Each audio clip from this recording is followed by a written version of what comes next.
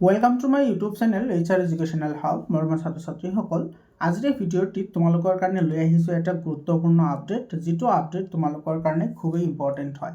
এইটো আছিফ বোৰ্ডৰ পৰা এইটো চোৱা, আজি নটিফিকেশ্যনটো ওলাইছে আৰু এই নটিফিকেশ্যনটো ওলাইছে তোমালোকৰ নিউ বুক পাব্লিকেশ্যনৰ ওপৰত। তো তোমালোকৰ কি তোমালোকৰ নতুন বুক আহিব আৰু তোমালোকৰ যিবোৰ পুৰণা বুক আছে সেইবোৰ বুকত কেনেকুৱা ধৰণৰ চেঞ্জ হ'ব, গোটেইখিনি কথা আমি এইটো ভিডিঅ'ত আলোচনা কৰিম।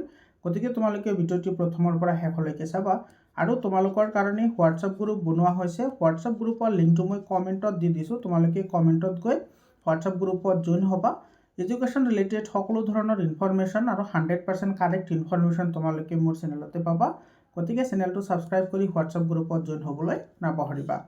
ইয়াতে চোৱা, ইয়াতে আমাৰ কি কৈছে, এইটো কৈছে চোৱা, this is information of all concerned date modification or addition have been done in the below mentioned textbook from academic year 2026 to 27.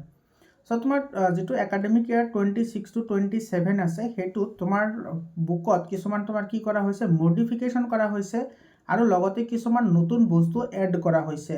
আৰু কোন কেইটা সাবজেক্ট তোমাৰ চেঞ্জ হ'ব বা কোন কেইটা সাবজেক্ট তোমালোকৰ পৰিৱৰ্তন হ'ব, সেই সাবজেক্ট কেইটা ইয়াতে ধুনীয়াকৈ মেনশ্যন কৰা আছে। তোমালোকে চোৱা, ক্লাছ 9ৰ মেথছটো তোমাৰ কি হ'ব, চেঞ্জ হ'ব। মানে পুৰণা বুক যিবোৰ আছে সেইবোৰ বুক আৰু 2026 আৰু 27ৰ যিটো সেশন আছে সেইটোত কিন্তু তোমালোকে ইউজ কৰিব নোৱাৰিবা। তাৰপিছত ক্লাছ 10ৰ যিটো মেথছ আছে সেইটোতো তোমাৰ কি হ'ব, চেঞ্জ হ'ব।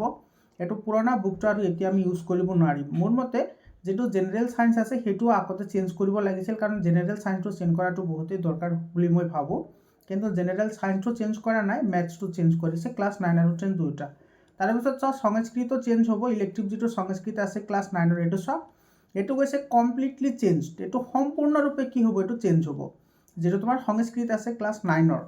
তাৰপিছত আছে তোমাৰ চোৱা কাৰ্বি MIL, এইটো চোৱা, এই যিটো কাৰ্বি MIL, গাৰো MIL, এইবোৰ কিন্তু নতুনকৈ এই বছৰহে সংযোজন কৰিছে। এইবোৰ কিন্তু আগত নাছিলে, নতুনকৈ এই সাবজেক্ট কেইটা তোমাৰ ইনক্লুড কৰিছে। এইবোৰ আমাৰ শিক্ষামন্ত্ৰী ডাঙৰীয়াই এইটো অলৰেডি তোমাৰ জনাইছে, আগতে কেইদিনমান আগতে এইটো জনাই দিছে যে কি নতুনকৈ MIL সাবজেক্ট এড হ'ব।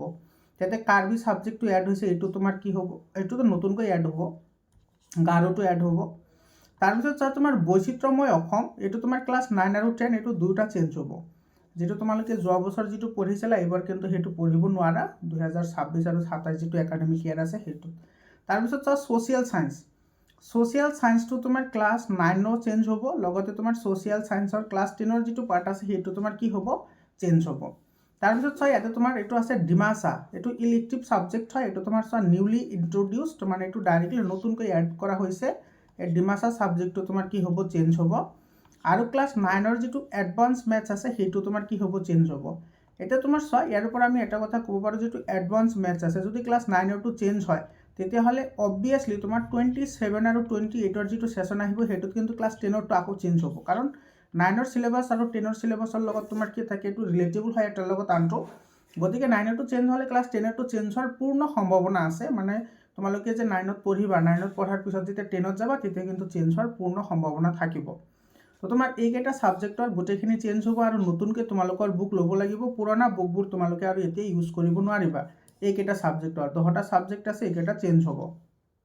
ইয়াতে কি কৈছে চোৱা, therefore the old textbooks printed last year, এইটো চোৱা যোৱা বছৰৰ যিটো বুক আছে সেই বুকখিনি of the above mentioned subject, এই 10টা সাবজেক্টৰ will not be used for academic year 26 to 27। এইটো 2026 আৰু 27 বৰ্ষত তোমালোকে সেইবোৰ ইউজ কৰিব নোৱাৰিবা। The modified syllabi or curricula of the subject will be available in the official website of Asif Division 1 due course of time। এইটো চোৱা, সময়মতে তোমালোকৰ যিখিনি মডিফাইড যিবোৰ বুক আছে বা তোমাৰ নতুনকৈ এড কৰা যিবোৰ বুক আছে সেইবোৰ অনতি পলমৰ ভিতৰতে তোমালোকৰ যিটো অফিচিয়েল ৱেবছাইট আছে আমাৰ আসিফ বোৰ্ডৰ, সেইটো তোমাৰ কি কৰিব, আপলোড কৰিব। গতিকে তোমালোকে সেইটো অফিচিয়েল ৱেবছাইটত আপলোড যিদিনা কৰিব তাৰ পিছদিনাৰ পৰা বা সিদিনাৰ পৰাই তোমালোকে বজাৰতো পাবা। সেই বুকখিনি তোমালোকে আৰামছে তাৰ পৰা কিনি ল'ব পাৰিবা, নাইবা তোমালোকে সেইখিনি অফিচিয়েল ৱেবছাইটৰ পৰা ডাউনলোড কৰিও পঢ়িব পাৰিবা।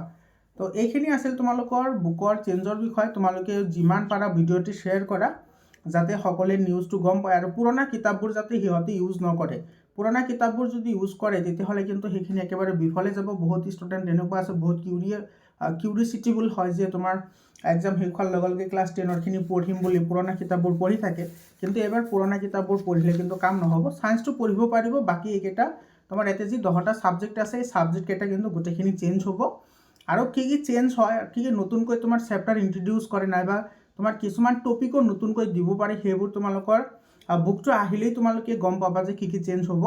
আৰু কি চেঞ্জ হ'ব বা কি নহ'ব সেই গোটেইখিনি কথা আমি এইটো ইউটিউব চেনেলতে আলোচনা কৰিম। গতিকে তোমালোকে চেনেলটো ছাবস্ক্ৰাইব কৰি হোৱাটছআপ গ্ৰুপত জইন হোৱা। তোমাৰ যিটো আমাৰ অফিচিয়েল ৱেবছাইট আছে সেইটোত যেতিয়া আপলোড কৰিব সিদিনাই মই তোমালোকৰ লগত ডিছকাশ্যন কৰিম যে কি চেঞ্জ হ'ব। তোমাৰ আমাৰ ছাত্ৰ ছাত্ৰীসকল আজিৰ কাৰণে এইখিনিয়ে। তোমালোকে যিমান পাৰা ভিডিঅ'টি শ্বেয়াৰ কৰিবা আৰু হোৱাটছআপ গ্ৰুপত জইন হ'বলৈ নাপাহৰিবা। তোমালোকৰ মেট্ৰিক পৰীক্ষাৰ কাৰণে 100% তোমালোকে মোৰ চেনেলতে পঢ়িব পাৰিবা, 100% ফ্ৰী অফ কষ্ট।